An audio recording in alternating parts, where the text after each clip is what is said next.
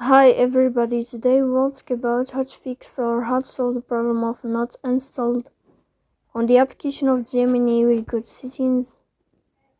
In this page we go to apps, default apps, app settings. On above you will search about Gemini and you will click here.